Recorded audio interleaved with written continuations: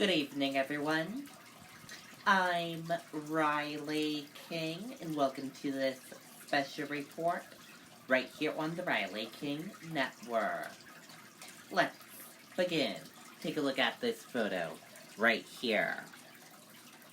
Straight A's for food trucks in Boston don't quite add up.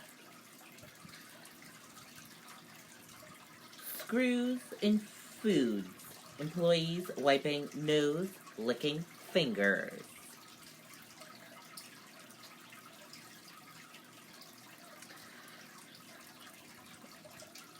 Serving up a reality check about health inspection of the rapidly increased number of food trucks in Boston. They are trendier than ever, but discovered what the city tells the public about the cleanliness and health status on these mobile eateries could be misleading.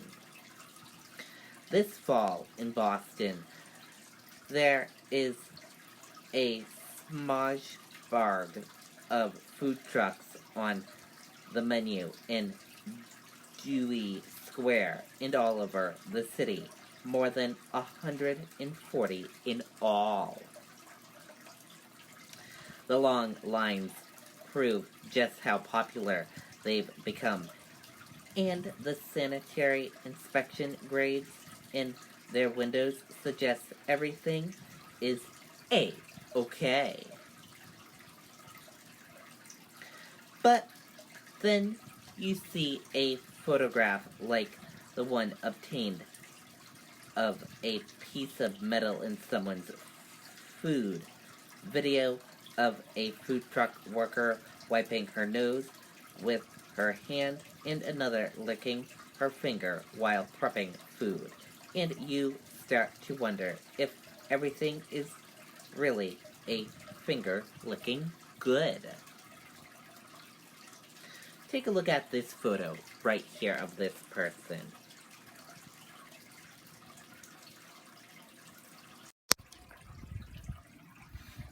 As you can see, this person is licking their fingers.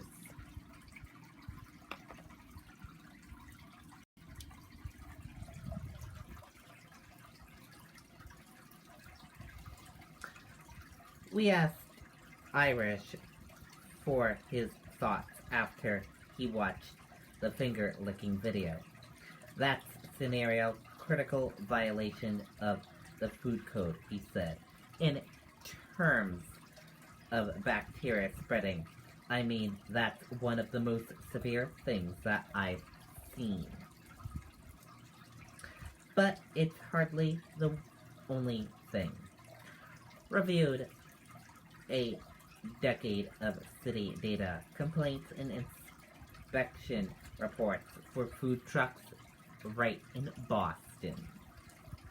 One customer reported finding a dead bug in a sandwich. Others experienced vomiting and diarrhea after eating food from trucks. 2 patrons even told the city a doctor diagnosed them with E. coli. We discovered city inspectors shut down 13 food trucks since January of last year.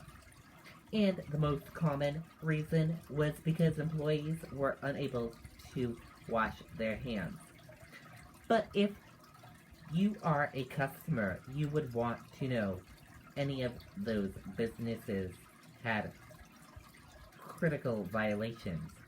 Every food truck that was temporarily shut down by the city now has an A grade. In fact, we found every food truck that's been inspected so far this year in Boston has an A grade, even in cases where inspectors found issues. Take a look at the photo right here. as you can see this photo in the window. A grade.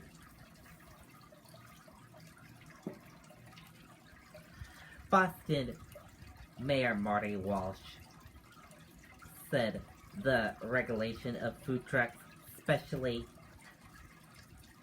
the city, is an easy grader when it comes to food trucks and restaurants.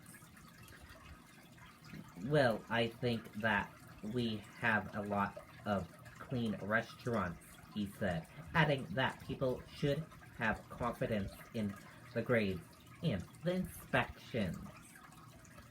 But here's the reality. Food trucks, like restaurants, are inspected just once a year, and they only face additional inspections if they fail or there's a complaint. On top of that, food truck inspections are scheduled so licensees know when the inspectors are coming, making it easier for them to clean up before they are expected. Well, I think in some cases of certainly it's a yes, Walsh said. If I know somebody's going to come, I'm going to make sure it's clean. But we also follow up with complaints. So when we get complaints on things, you don't know an inspector is coming that day. The food truck called Indulge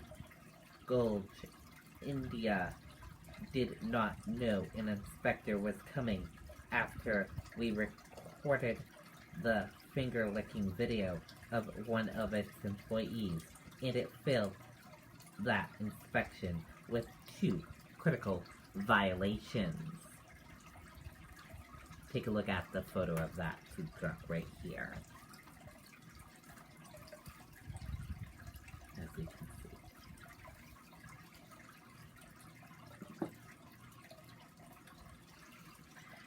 It was just a shock to me, said the owner of Indigo India. When asked about his employee licking her finger, we have taken very serious steps.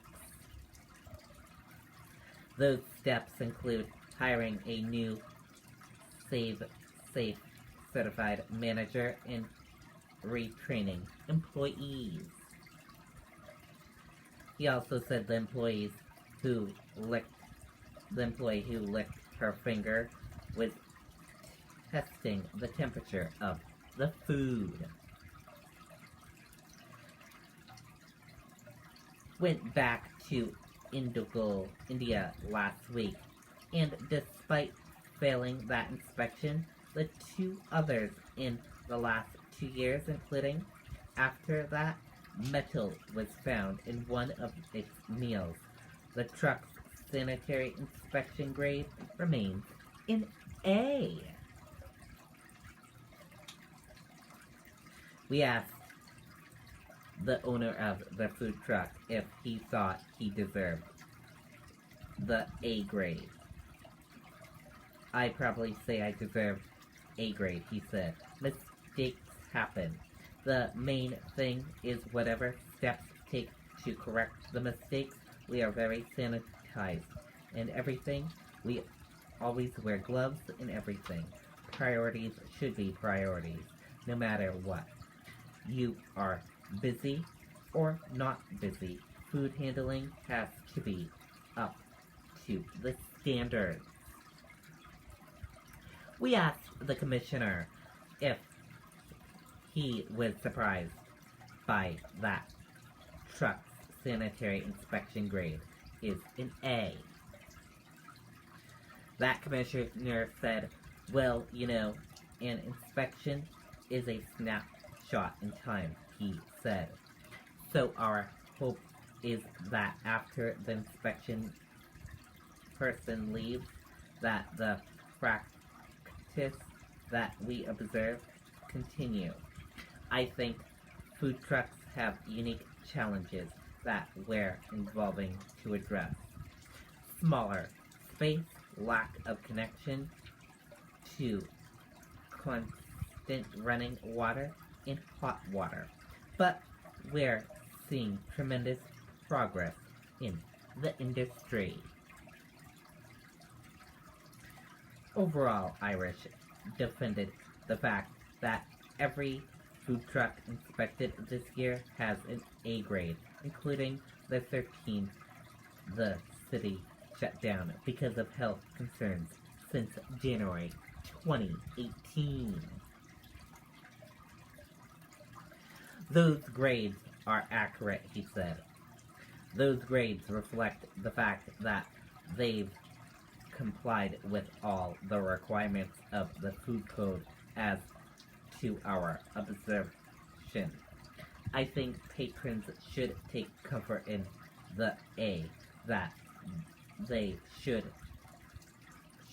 that the inspection process ensured that they met the standards that we're looking for, and that's the reason they got an A.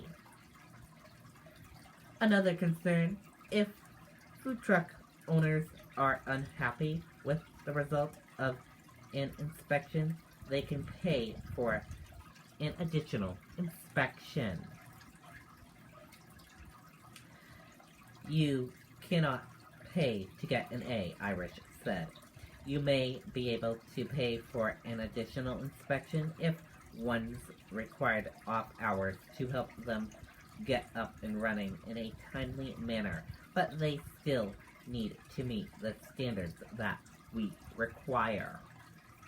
Food truck owners are required to post sanitary inspection grades on the trucks. The mayor's online food court also allows you to look up specific food trucks and review their inspection history. See the link below, as well as some guidance for interpreting the information. Search the Mayor's Food Court. Tip for interpreting inspection report data. Each violation listed has 1 or 2 or 3 asterisks next to it. Foodborne critical violations, such as failing to keep food at a safe temperature. Critical violations, such as reserving unwrapped food items. Non-critical violations, such as failing to properly clean walls, ceilings, or other non-food contact surfaces. And that is it for my special report right here on the Riley Network. I hope you all enjoyed watching this special report. Have a wonderful night, everyone. I'll see you back here next time for another special report. Good night and bye, everyone.